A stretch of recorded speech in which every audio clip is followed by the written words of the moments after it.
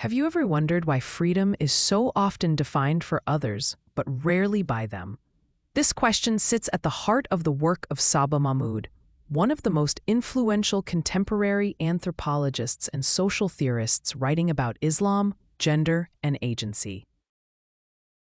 Mahmood is best known for her groundbreaking book Politics of Piety, based on ethnographic research she conducted in Cairo among women involved in the Islamic piety movement.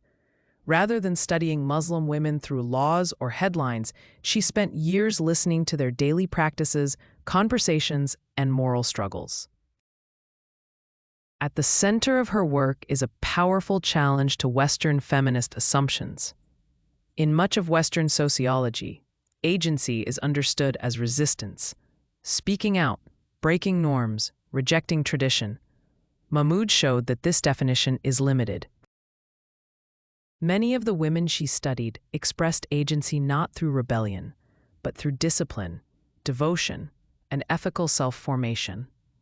They actively chose practices like prayer, modest dress, and religious study as ways of shaping a meaningful moral self.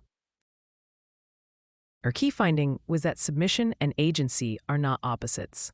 A woman can follow religious norms and still be acting intentionally, thoughtfully, and powerfully. By ignoring this, Western sociology had often misunderstood Muslim women as passive or oppressed, simply because their choices did not mirror liberal ideals. Mahmood's work reshaped cultural and sociological thought by forcing scholars to rethink what freedom actually means. She argued that freedom should not be imposed as a universal model, but understood within different moral and cultural traditions. This shifted how sociologists, anthropologists, and feminist scholars study religion, gender, and non-Western societies. For Muslim women, the impact was significant. Mahmood's work gave intellectual legitimacy to their voices and practices.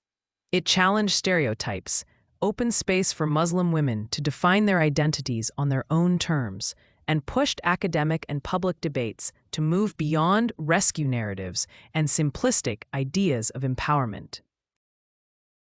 Rather than asking, "Why don't these women resist?" Mahmood taught us to ask a deeper question. What kinds of selves are they trying to become?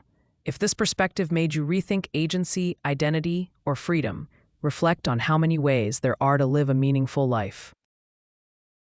Share this video, subscribe for more sociological insight, and join the conversation, because understanding others begins with questioning our own assumptions.